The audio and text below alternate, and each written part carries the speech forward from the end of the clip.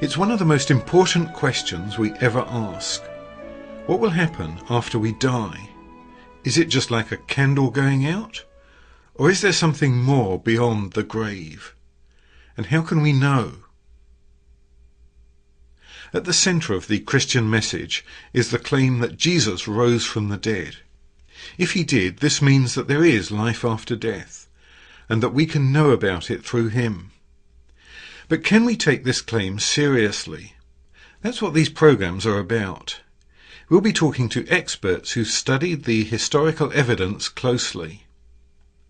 But first we ask them why it matters. There are many mysterious things in the world. Perhaps the story about Jesus rising from the dead is just another event that we can't explain. What difference does it make to us today?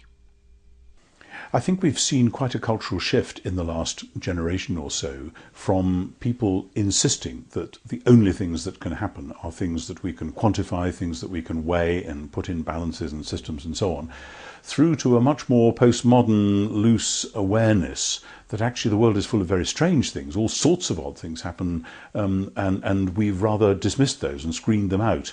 And so people might well then say, so Jesus is just one guru among many, the resurrection may or may not have happened, but so what, all sorts of odd things happen. However, the Judeo-Christian scheme of thought always has been that history has been moving in a particular direction, and that there are certain things which the God who made the world and is basically steering the history, for better and for worse, wanted to happen and is causing to happen. And the early Christian claim was not, well, Jesus happened to have risen from the dead and so that was a miracle, but then there are lots of miracles, but rather that this is actually the turning point of history. This is the moment when a great door swings open that has been shut from the very beginning, because nobody has ever come back from the grave before. The Greeks and the Romans talked about people coming back from the grave as a kind of, wouldn't it be exciting if, but nobody ever actually said it had happened, and indeed many of them were quite emphatic that it couldn't and wouldn't and didn't. So when the Christians said not only that it would happen to all people in the future, but that it had happened to this one person in the middle of history, they were conscious of making, and we should be conscious that they knew they were making, the most extraordinary claim that something one-off has happened, but not as a bizarre freak accident, as it were, rather the central climactic decisive moment when the God who made the world in the first place launched his new creation. Surprisingly, a lot of Christians don't think about all that when they get to Easter Day, but that ought to be the very heart of it. This is the beginning of God's new world. It comes as the climax to Jesus of Nazareth's own unparalleled life and ministry. This is a man who thought of himself as the Messiah long promised to Israel, as the unique Son of God, and as the Son of Man, which had been prophesied by the prophet Daniel, to whom all judgment and authority and dominion would be given. This man was crucified because of these allegedly blasphemous claims. If this man has been raised from the dead, then the God whom he had allegedly blasphemed has publicly and unambiguously vindicated those claims. So in its religio-historical context, this event is of tremendous importance. The resurrection is not an event that hangs out there in space without any relevance.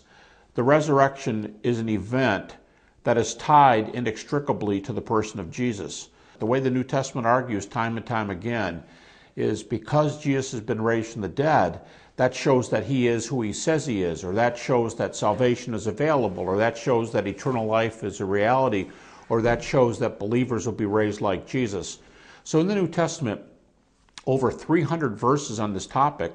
The resurrection is tied to almost every major area of theology and almost every major area of practice. So it's not, it's so far from not being relevant to other areas, exactly the opposite. It fuels every other area, both theoretically and practically.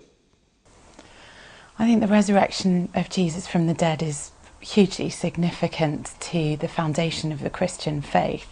It was the Apostle Paul who wrote that if Jesus didn't rise from the dead, then our hope is in vain.